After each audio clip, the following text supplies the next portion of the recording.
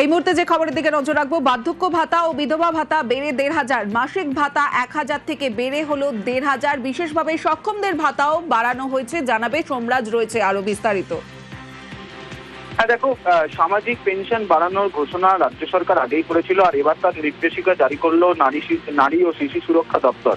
এবং যে নির্দেশিকা জারি করা হয়েছে সেখানে বলা হয়েছে বার্ধক্য ভাতা, বিধবা ভাতা ও প্রতিবন্ধী ভাতা, এই তিন ভাতায় মাসিক ১,০০০ টাকা থেকে বাড়িয়ে ১৫০০ টাকা করা হলো।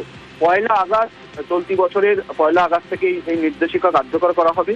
এবং এই যে বাড়তি যে আর্থিক সহায়তা সরাসরি ডাইরেক্ট ব্যাংক ট্রান্সফারের মাধ্যমে উপভোক্তাদের ব্যাংক অ্যাকাউন্টে পাঠিয়ে দেওয়া হবে। এই নির্দেশিকা আজ নারী, শিশু ও সমাজ কল্যাণ দপ্তরের তরফে জারি করা হয়েছে। অর্থাৎ ওমেন অ্যান্ড চাইল্ড ওয়েলফেয়ার ডিপার্টমেন্টের অধীনে যারা বার্ধক্য ভাতা, বিধবা ভাতা এবং প্রতিবন্ধী ভাতা পেতেন, তারা ১লা আগস্ট ২০২৬ থেকে ১,০০০ টাকার বদলে ১৫০০ টাকা করে পাবেন। সোমরাজ, একটা বিষয় জানতে চাইবো যে ইন্দিরা গান্ধী ন্যাশনাল পেনশন স্কিমের ভাতাও কি বাড়ানো হয়েছে? একদমই, ইন্দিরা গান্ধী ন্যাশনাল পেনশন স্কিমের ভাতাও বাড়ানো হয়েছে। মূলত রাজ্যের পঞ্চায়েত ও গ্রামোন্নয়ন দপ্তরের অধীনে এই আর্থিক সহায়তা দেওয়া হতো।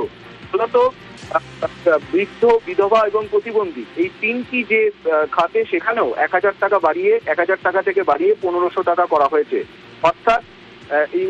অর্থাৎ যেটা নির্দেশিকা জারি করা হয়েছে সেখানে বলা হয়েছে যে রাজ্যের পঞ্চায়েত এবং গ্রামোন্নয়ন দপ্তর Indira Gandhi national old age pension scheme, Indira Gandhi national widow pension scheme এবং Indira Gandhi national disability pension scheme, এই তিনটে স্কিমই রাজ্যের পঞ্চায়েত ও গ্রামোন্নয়ন দপ্তর পরিচালনা করে।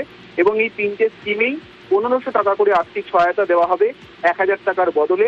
রাজ্যের পঞ্চায়েত ও গ্রামোন্নয়ন দপ্তর মাস থেকে এই সিদ্ধান্ত কার্যকর করছে এবং সরাসরি ব্যাংক ট্রান্সফারের মাধ্যমে উপভোক্তাদের অ্যাকাউন্টে এই টাকা পৌঁছে যাবে। সঙ্গে থাকো।